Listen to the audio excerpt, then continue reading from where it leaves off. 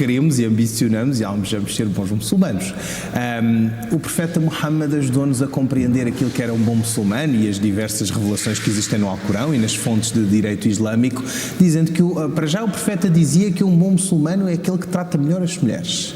Portanto, é um pormenor simpático numa era em que nós estamos e que, de facto, hoje assumimos cada vez mais que o mundo é das mulheres. Mas deixe-me dizer-lhe que, para mim, ser um bom muçulmano é essencialmente ser uma pessoa coerente, uma pessoa consciente, aquele que acredita em Deus e que trava batalhas por boas causas. Atenção, Paulo, que travar batalhas, do meu ponto de vista, eu posso estar enganado, eu reparo que eu nasci em Portugal e felizmente nunca me envolvi em nenhuma guerra, apenas em algumas disputas na escola quando era criança, que acho que todos nós, isso até é saudável sob esse ponto de vista. Mas, para mim, travar batalhas e guerras não é fazer o uso da espada. E, portanto, daí quando eu me apresento como jihadista, que é uma brincadeira, não é?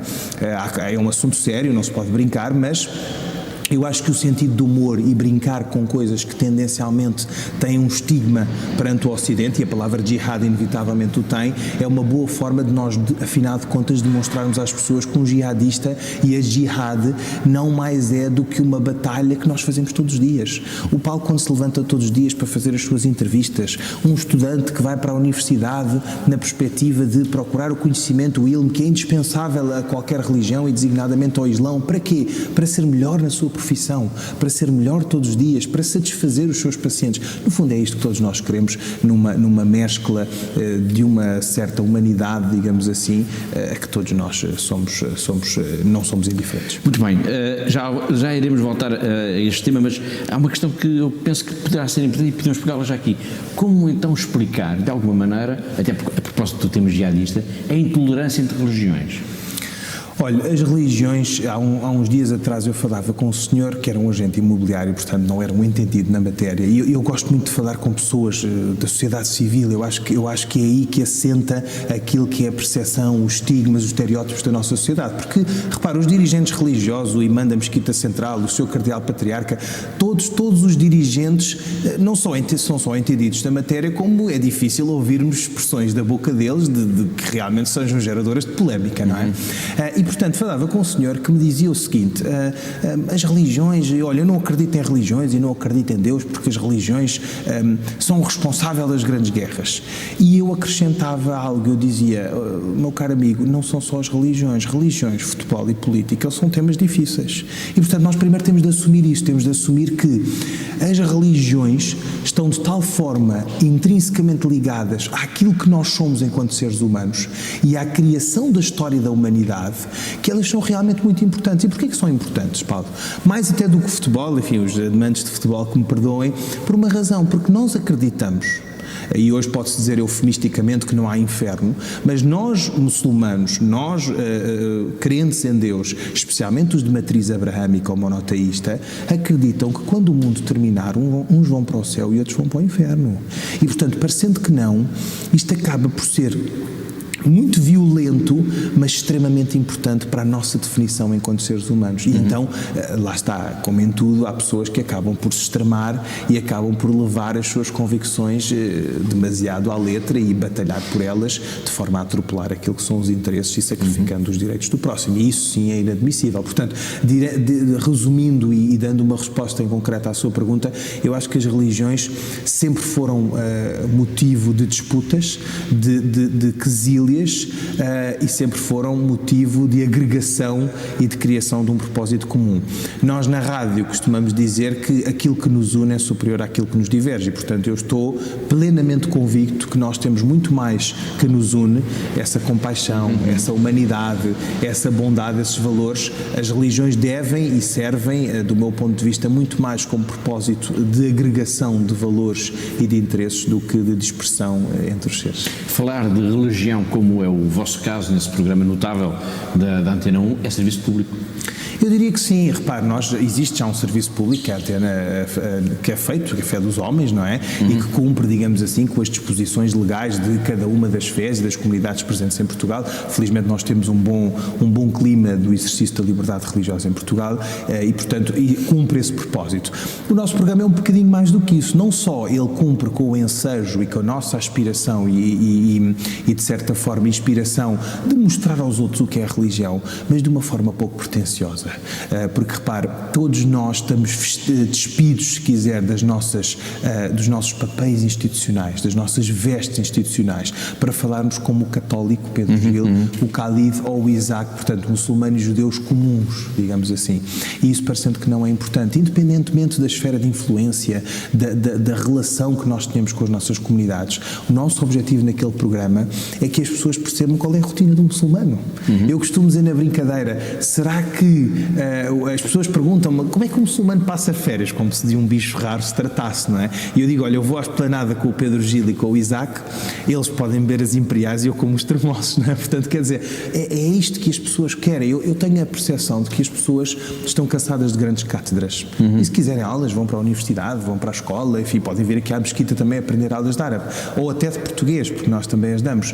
Mas eu acho que eu tenho a convicção e a sensação que as pessoas estão cansadas de grandes aulas e querem alguém que lhes fale numa linguagem simplista sobre temas que afinal são complexos. Quem é que acha que, como se fosse vamos tentar imaginar, estamos aqui a fazer um desenho, um retrato de robô, que é a imagem, o tal retrato de robô, que os portugueses fazem do muçulmano? Quem é que acha que, para os portugueses, em traço geral... Olha, eu diria de imediato que eu não estou na mente de todos os portugueses, não é? E se assim fosse, enfim, acho que seria muito mau, tanto para os portugueses como para mim, mas porque era uma responsabilidade muito grande. Mas eu acho que os portugueses, para já, nós somos um povo extraordinariamente caloroso, como diriam outros, este retângulo à beira-mar plantado, recebe muito bem. E recebe muito bem, repare que o fenómeno de miscigenação que acontece, por exemplo, na Moraria e a forma como nós recebemos imigrantes das nossas ex-colónias é manifestamente diferente daquela que aconteceu, por exemplo, em Londres ou em Paris ou em outros locais, com outros países ou outras potências colonizadoras. E, portanto, Portugal tem uma experiência de integração muito mais feliz. Significa isto que eu não tenho uma visão pessimista, Paulo, porque eu acho que os portugueses olham para os muçulmanos como pessoas pacíficas, pessoas que se querem integrar no seio da sociedade portuguesa, e aqui, fruto do retrato da comunidade em Portugal, olham essencialmente, ou hoje, recentemente, com o fenómeno de imigração em massa do Bangladesh, como o Bengali, não é? Se formos à Moraria, vemos que o retrato do muçulmano típico ou comum é um senhor originário do Bangladesh que essencialmente tem uma loja, portanto está ali com uma loja pequena e é um comerciante pequeno na aspiração de melhores condições de vida, ou então olham para pessoas que vêm das ex-colónias, que é o nosso caso, não é? Portanto, que com uma origem indiana, com um background indiano, como se diz em inglês, derivaram da Índia para as ex-colónias e que, portanto, essencialmente centraram-se em Moçambique e depois de Moçambique, sim, arrumaram a apetecida capital do Império, Lisboa. Portanto, essencialmente a imagem que os portugueses têm do muçulmano é do muçulmano vindo das ex-colónias, o que nós... É uma imagem positiva. Mas Portugal é uma exceção, como sabe, digamos, neste contexto europeu, pelo menos, não é? No resto da Europa, podemos dizer ou não, é a pergunta, que há um sentimento de incompreensão em relação ao muçulmano.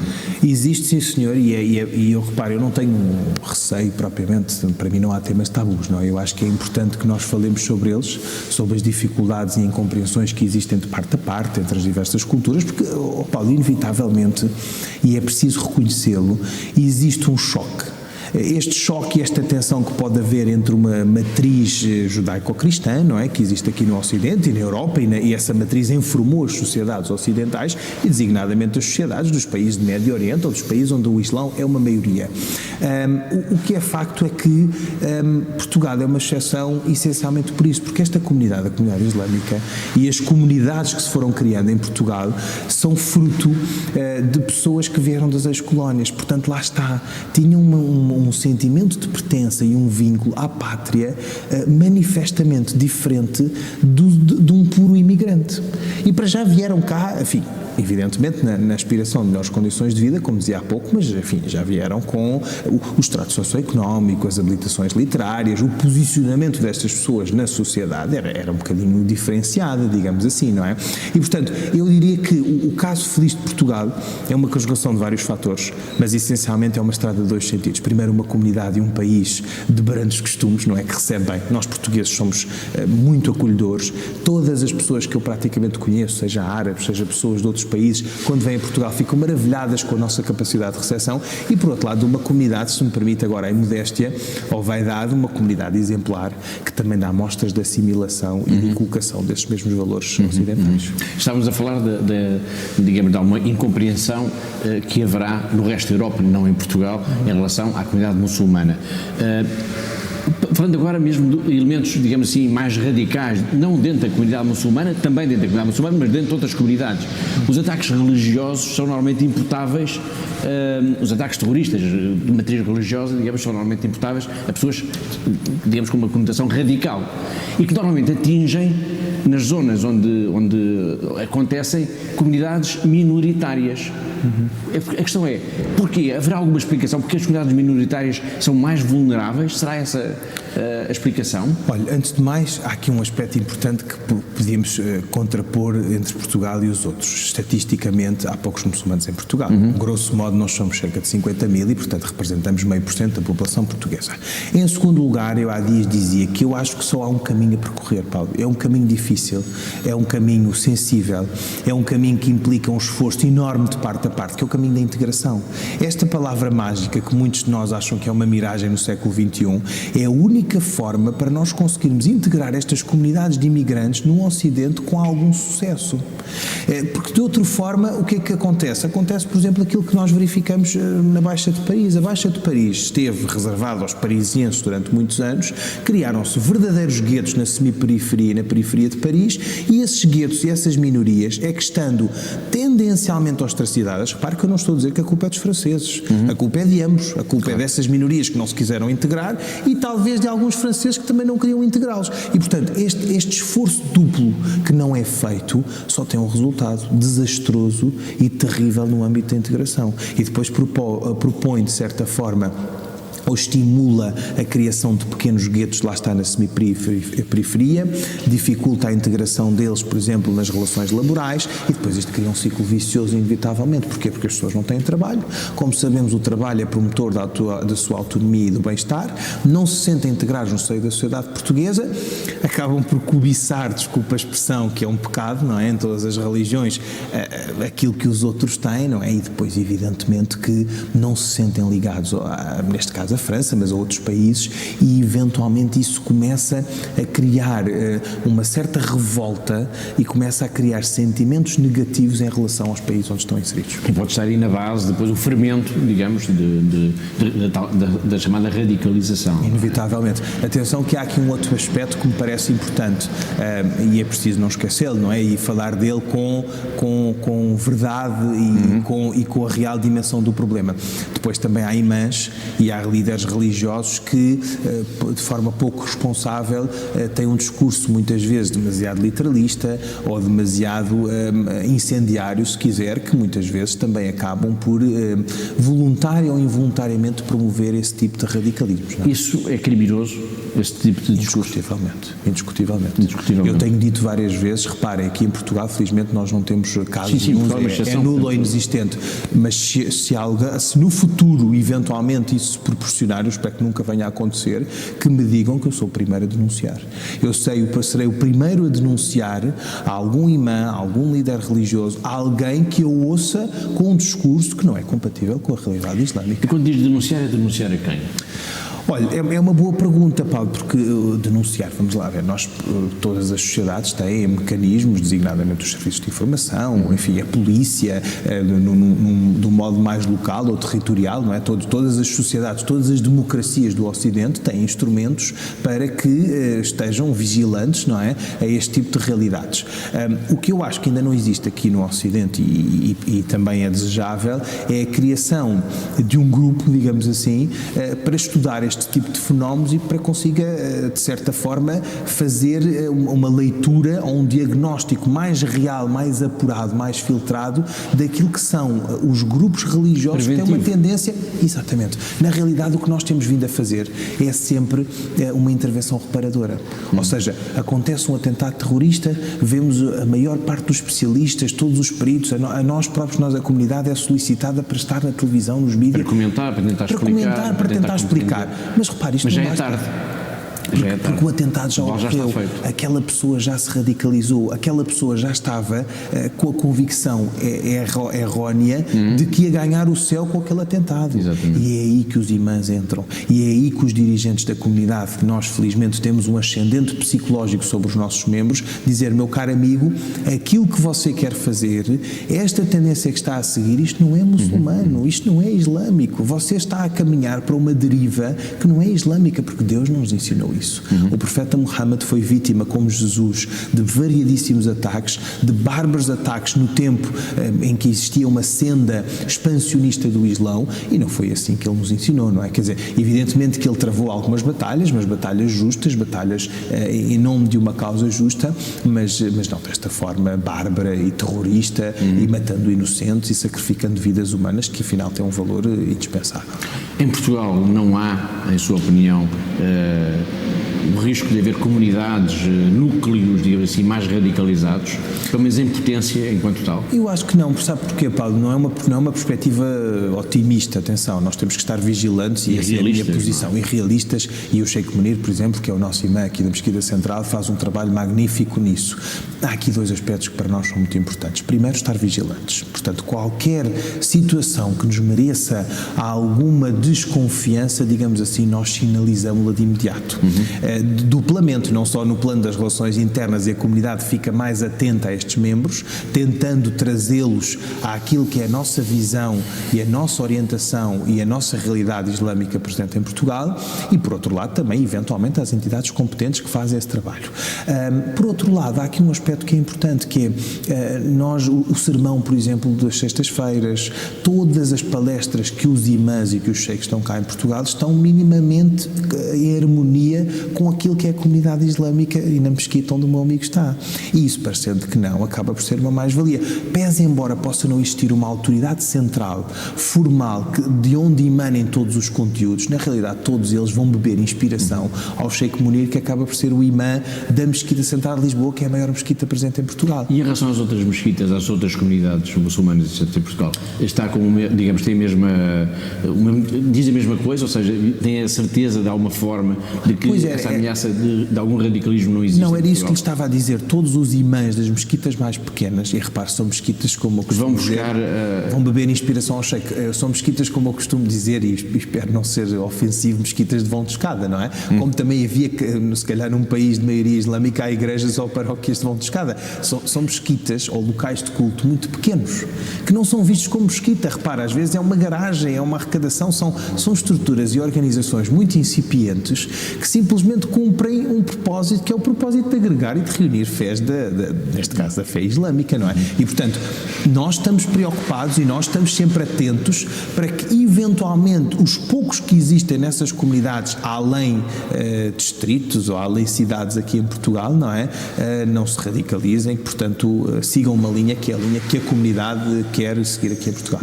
O último relatório sobre a liberdade religiosa no mundo, que é um documento produzido de 2 em 2 anos pela Fundação AIS, e que aborda todas as questões da liberdade religiosa no mundo, aponta, uma das suas múltiplas conclusões, digamos, aponta para um aumento do extremismo islâmico como uma das maiores ameaças à paz no mundo, uma ameaça que se faz sentir muito claramente sobre as comunidades cristãs e também, digamos, com novos cenários. Estamos a falar no Médio Oriente, falamos sempre no Médio Oriente, mas também cada vez mais há mais países, por exemplo, em África, onde esse extremismo islâmico se faz sentir. E ainda agora recentemente houve alguns ataques, alguns atentados a comunidades cristãs, mas também na Ásia. Sente-se preocupado, digamos, com esta constatação? Estamos a falar de dados estatísticos, de factos. Evidentemente. Eu vejo todos, a cada 2 anos, o relatório da Fundação AIS e, de facto, eu diria mesmo, isto não é elogioso por estar a ser entrevistado por si, Paulo, mas eu diria mesmo que é provavelmente o único instrumento. Existem nos Estados Unidos o Pew Research Center, outras organizações que fazem trabalho semelhante, mas com a amplitude, digamos assim, da Fundação AIS nos países onde está representado, eu diria provavelmente que é o melhor instrumento de que nós podemos socorrer para perceber como é que é a realidade religiosa além fronteiras. E, portanto, nesse aspecto, leio com atenção o calhamaço, desculpa a expressão, o livro gordo que a Fundação AIS, com que a Fundação AIS nos presenteia a cada 2 anos. E olho para ele com muita preocupação, porque, especialmente nos países do Médio Oriente, nós assistimos a uma clara violação da liberdade religiosa, que é inequívoca, que é inegável, que deve merecer cada vez mais a nossa preocupação e que deve ter uma intervenção no terreno de todas as entidades envolvidas. Agora, para fazer um retrato, é preciso olhar aqui para 2 ou 3 realidades. Em primeiro lugar, nós estamos numa era, e isto não significa desculpar as violações da liberdade religiosa, mas nós estamos numa era em que a intolerância é cada vez maior e mais crescente. E isso explica... O mundo está a ficar extremado, não é? O mundo está a ficar extremado. E repare, e às vezes nós achamos, no passado, se calhar há 10, 15 anos atrás, isto tinha uma lógica dualista, se calhar eram os Estados Unidos como grande potência contra os outros países. Hoje já não é isso que se verifica, Paulo. Hoje é uma lógica multilateralista. Portanto, o mundo já não é branco ou preto. O mundo tem diversas cores. E, portanto, tem diversas potências, tem diversos interesses e, portanto, as pessoas, cada uma, entre aspas, compra as ideias que quer. Isto é perigoso porque nós estamos no âmbito de uma sociedade de informação, em que a informação está ao nosso dispor, está à mercê, se ela é fidedigna ou não é outra história. Portanto, esse é o primeiro dado que eu diria que é importante para analisar a situação a nível mundial. Em segundo lugar, e aí sim já falo enquanto crente, não tentando defender as comunidades religiosas ou as religiões em si, mas eu costumo dizer muitas vezes que hoje há um sentimento que depois leva ao ódio religioso, mas que começa por ser uma aversão às religiões. Uns chamam-lhe secularismo militante, é um palavrão que é interessante também de analisar e de perceber o que é que isto quer dizer. Repare que a Europa está, especialmente a Europa, mas outros países também do mundo, mergulhou numa profunda crise identitária de valores. E essa crise identitária de valores deve-se essencialmente à ausência de uma matriz religiosa, de uma matriz cristã que até então tinha. Repare-se que, por exemplo, mesmo os Estados Unidos, que é um país que nós conhecemos de grandes contrastes, é um país profundamente cristão. Profundamente protestante, não é? Mas quer dizer, não deixa de ser cristão. E, portanto, embora a Constituição, e ninguém dirá, enfim, isso emana das próprias raízes do cristianismo, ninguém dirá que deve haver uma coincidência entre Estado e religião. Isso já existiu no passado e nós vimos o efeito dramático que teve, não é? Portanto, o próprio Evangelho, como sabe, não vou ensinar o Pai Nosso ao vigário, diz-nos que, de facto, a César o que é de César. Portanto, essa separação entre o Estado e a religião, eu acho que é essencial. Agora, dizia eu, em relação ao clima da aversão religiosa, eu acho que a ausência de uma matriz e de uma essência religiosa de onde emanem os valores, que depois são valores laicos e seculares. Nós não podemos dizer que a bondade é exclusiva dos homens de fé, não é? Porque se há ateus e pessoas que não têm qualquer religião, mas que são bondosas, isto destrói por completo a nossa teoria. Agora, é importante ser dito, e eu acho que é inequívoco que as religiões marcaram a história da humanidade e mais, que os valores religiosos, ou que emanaram das próprias religiões, foram provavelmente, a religião foi o primeiro quadro, digamos assim, a invocar e a inspirar as pessoas para praticar a bondade. E, portanto, com uma ausência de religião... Há um espaço que é ocupado por quem mal utiliza a religião enquanto tal. Repare que o que eu estou a constatar é que a religião desapareceu da cena pública, desapareceu da discussão pública, desapareceu das aspirações dos jovens da nossa sociedade. Agora, importante será perceber, e aí eu não sou responsável nem competente para tal, o que é que ocupa este vazio. Este vazio identitário é, do meu ponto de vista, a base e o essencial para perceber que depois há outras coisas que ocupam esse lugar e que fazem com que os jovens sejam cada vez mais extremados e que pratiquem, enfim, atentados bárbaros e que não tenham horizontes, essencialmente. Muito bem. Quando al-Baghdadi para os nossos ouvintes, os nossos telespectadores, só para situar, portanto, foi o responsável, digamos assim, pela criação do autoproclamado Estado Islâmico, proclamou o califado. O que é que pensou? Como é que reagiu a essa o que é que eu pensei ou o que é que o al-Baghdadi terá pensado? Não, o que é que pensou? Olha, o primeiro pensamento que me surgiu foi: valha-me Deus, que Deus nos ajude, porque, como sabe, o Islão tem sido Sentiu que estava ali algo de muito perigoso a nascer?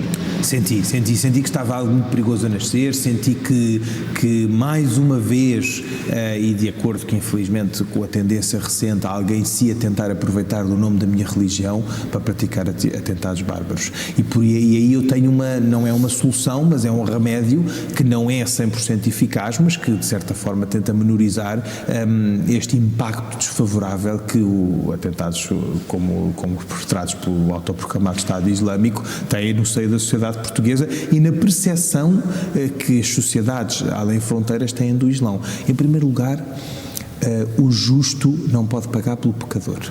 E como é que isto se faz, Paulo? Só tendo as comunidades pacíficas como a nossa um papel muito importante a desempenhar na denúncia destes casos e em apontar o dedo. Repare que não é fácil, porque é preciso uma grande coragem. Nós não ouvimos muitas vezes, e esta é a grande queixa das pessoas, porque é que as comunidades islâmicas, muitas delas ficam em silêncio e não apontam o dedo aos prevaricadores. Esse é o primeiro passo, não é? Nós temos de apontar o dedo aos prevaricadores para limpar o bom nome da classe, digamos assim. Agora, há aqui um aspecto que é importante. Nós também temos medo, Paulo. Eu sou um ocidental, eu nasci e cresci em Portugal, sou um europeu.